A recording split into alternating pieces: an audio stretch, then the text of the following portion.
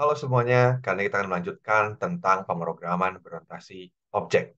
Nah, kali ini kita akan bahas tentang yang namanya Array of Object dan Java Collection Framework. Jadi secara spesifik, kita punya tiga menu, yaitu Array, Collection, dan kita akan bahas sedikit tentang yang namanya String. Ini detailnya. Jadi Array dalam OOP, lalu ada Java Collection Framework, Generate, Iterator, dan seterusnya. Oke, pertama-tama mungkin kita perlu lihat dulu apa sih array itu.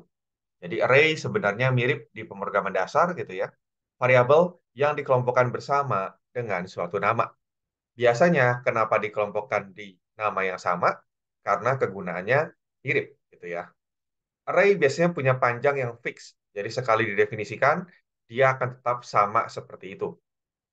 Tapi variabel array dapat di reassign sehingga mengacu pada array baru yang memiliki panjang yang bisa jadi berbeda. Nah, ada 4 jenis manipulasi array, gitu ya, tahapannya. Dimulai dari deklarasi.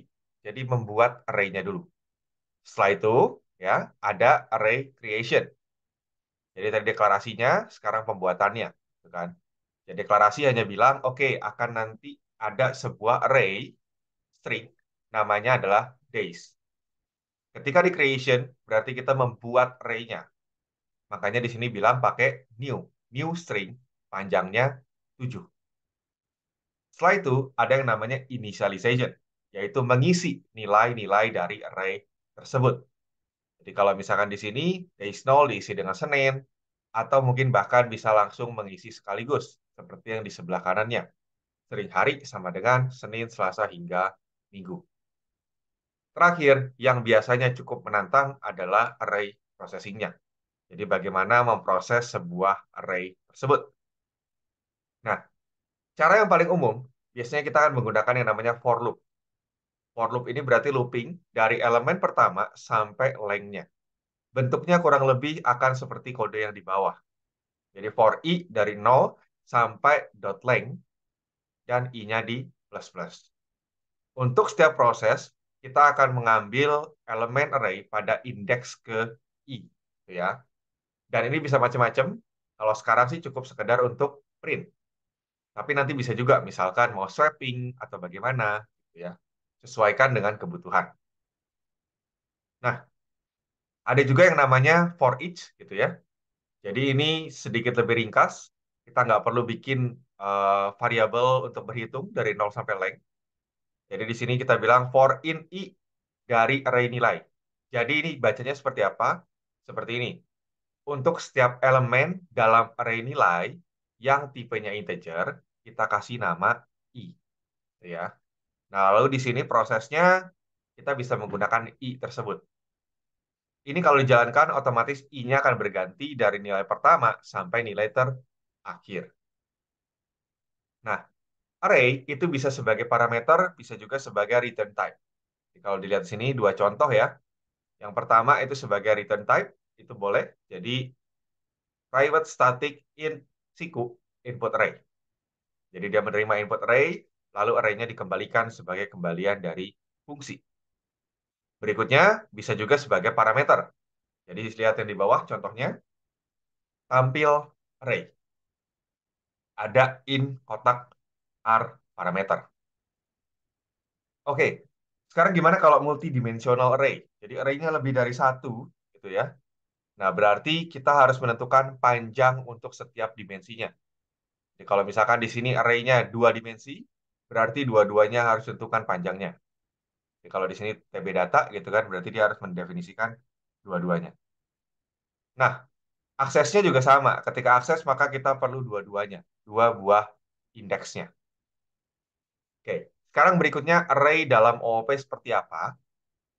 Jadi biasanya kalau dalam kelas diagram, gitu ya, itu akan digambarkan dengan bentuk garis yang di tengah ini. Has a, ya. Jadi seperti ini kita kayak bilang, employee itu punya satu atau lebih, ya, nol atau lebih, sorry, nol atau lebih nomor telepon. Jadi di sini employee has a phone numbers, jadi bisa banyak ya, terserah gitu kan. Nah ini contoh kalau misalnya kita pakai program utamanya, jadi kan masukin salary dan sebagainya. Nanti dia akan minta masukkan phone number. Dan phone number ini akan digambarkan sebagai array of, ya. Array of dan menjadi atribut dari employee. Seperti itu. Itu adalah array dalam OOP. Jadi kalau array dalam OOP kita terkadang tidak melihat sebagai atribut secara eksplisit, tapi kita melihat dari panahnya. Begitu ada garis seperti tadi, maka kita bisa bilang itu adalah array of phone book misalkan, phone number, dan phone number itu menempel pada si orangnya gitu. Nah, tadi kita bicara tentang array. Nah, sebenarnya ada lagi kelas yang disebut dengan collection. Collection ini adalah kelompok data yang dapat dimanipulasi sebagai satu buah objek. Mirip dengan array. Bedanya adalah di sini dia lebih modern. Jadi sebagian besar prosesnya tidak lagi manual. Ini struktur detailnya. Jadi dari collection itu ada beberapa turunan. Jadi iterator, ada list, set, dan map. Gitu ya. Nah, sebenarnya kalau dilihat di sini, listnya nanti punya turunan lagi, setnya punya turunan lagi, dan seterusnya. Tapi di sini ya kita yang penting tahu cara umum aja. Ya. Nah, tadi ada set interface. Set interface berarti ini adalah kumpulan ya. Dia bisa menyimpan kumpulan nilai, tapi dia otomatis tidak mengizinkan duplikat atau nilai ganda. Kegunaannya buat apa? Kegunaannya untuk menyimpan nilai-nilai unik gitu. Misalkan nih nomor KTP, nah itu bisa pakai set. Ada yang namanya list. List ini mirip seperti array. Jadi dia ada indexingnya, ada posisinya, ada indeksnya, dan dia juga memungkinkan nilai ganda. Perbedaannya adalah kalau list ini ukurannya tidak statik seperti array. Nanti kita akan lihat lebih detail. Ada juga map, ya. Map ini adalah objek yang mapping key ke values. Mungkin teman-teman pernah tahu sama yang namanya kamus. Kamus itu sebenarnya mapping. Jadi ada kata dan ada penjelasan terhadap kata tersebut. Kita hanya bisa ke penjelasan terhadap kata tersebut kalau kita tahu katanya. Gitu kan. Kalau kita nggak tahu katanya, nggak bisa. Begitu. Nah, ada beberapa fungsi umum dari collection, dan ini berlaku di semua jenis collection. Jadi dari array, dari list, dari array list, dari linked list, sampai tree, dan hashmap. Ada add, contains, add itu berarti menambahkan, contains mengecek ada atau tidak, remove berarti buang, remove all berarti membuang semuanya. Ada yang namanya iterator. Iterator ini apa? Sama seperti maknanya ya. Iterator itu berarti untuk mengunjungi dari depan sampai belakang. Dari elemen pertama sampai terakhir. Ada juga untuk mengubah menjadi array. Jadi ada to array, ada juga size. Gitu. Sisanya mungkin bisa lihat di Javadoc, tapi tidak terlalu umum biasanya. Nah, pertama kita masuk ke list. List berarti memungkinkan koleksinya terurut ya, dan memungkinkan duplicate atau nilai ganda. Ada dua, array list dan linked list. Array list ini mirip seperti array. Jadi kita bisa akses elemen pertama dan elemen terakhir dengan cepat ya. Tapi kelemahannya apa? Kelemahannya adalah menambah atau menghapus elemen itu menjadi lambat. Kenapa? Karena ya ini kan konsepnya array ya. Kalau misalkan tadi array-nya ukurannya 9, terus ternyata butuhnya 10, array list akan otomatis menggandakan itu. Dan itu membuang waktu sebenarnya. Gitu. Ada juga yang namanya linked list. Linked list ini kebalikan dari array list. Mungkin kalau teman-teman lihat materi struktur data gitu ya, akan tahu apa bedanya array list dan linked list gitu ya. Kenapa bisa terjadi perbedaan seperti itu. Nah, linked list ini dia menyediakan akses yang sangat dinamis. Jadi kalau penambahan dan penghapusan itu akan jadi cepat banget. Cepat. Tapi kalau dia mengunjungi setiap elemennya, itu akan jadi lambat banget. Begitu. Jadi kebalikan dengan array list.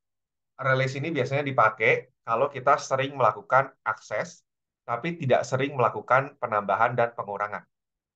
Sedangkan linked list itu biasa kita pakai kalau kita sering melakukan penambahan dan pengurangan, tapi kita jarang melakukan akses ke setiap elemennya.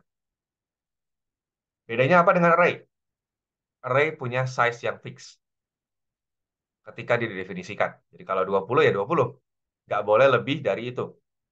Nah, collection itu extendable. Jadi bisa diperpanjang. Tidak ada fixed size-nya. Nah, array list itu adalah turunannya. Mirip. Mirip dengan array gitu ya. Dia bisa menyimpan kumpulan nilai gitu kan. Nah, cuman bedanya adalah ya tadi. Dia bisa memanjang sendiri gitu ya. Aksesnya sedikit berbeda gitu ya. Kan kalau array itu pakai kotak siku. Nah, kalau di sini pakainya dot get. Nah, array list ini termasuk yang extendable, jadi bisa diperpanjang sesuai dengan kebutuhan.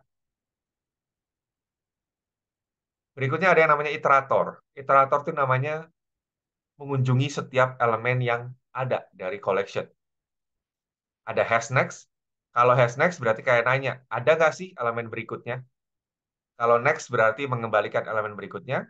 Remove berarti menghapus elemen yang sedang dikunjungi. Jadi codingannya kurang lebih seperti ini. Iterator IT yang namanya bebas sebenarnya sama dengan C.iterator. Jadi iteratornya dari C. Iterator untuk mengunjungi setiap elemen dari C. Nah, di sini loopingnya biasanya bentuknya seperti ini. Selama IT punya elemen berikutnya, maka dia akan melakukan proses. Prosesnya ngapain? Misalkan ngecek apakah nilai elemen tersebut, yaitu IT.next, itu ada nggak sih di list lain misalkan.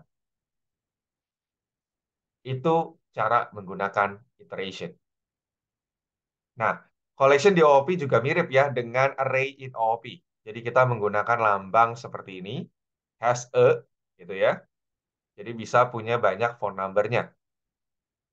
Bedanya cuman penyimpanannya. Kalau yang array itu berarti pakai array, kalau collection berarti pakai collection. Kapan kalau gitu pakai array, kapan pakai collection? Kalau tidak dispesifikasi, berarti ya bebas. Mau masukinya seperti apa?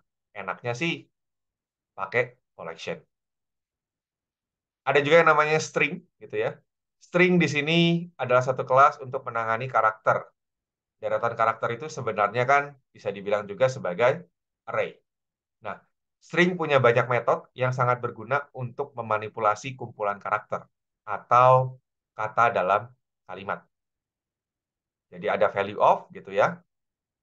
Terus ada juga char add, jadi menghasilkan karakter pada indeks tertentu. Ada compare to, ini untuk membandingkan. Ada concat, menggabungkan. Ada equals, mengecek sama atau tidak. Ada length, panjang. Ada juga replace, mengubah karakter lama menjadi karakter baru. Nah, ada juga substring, jadi kita potong stringnya. Ini cukup sering ya dipakai. Jadi kayak misalkan ada satu buah string, pengen dipendekin. Gitu ya. Berikutnya ada juga lowercase, uppercase, dan ada trim. Trim ini kalau misalkan stringnya ada spasi atau tab di ujung-ujungnya, itu otomatis akan dibuang. Dan terakhir ada split, memisahkan berdasarkan karakter tertentu. Misalkan, pisahin berdasarkan koma. Oke, seperti itu saja. Terima kasih.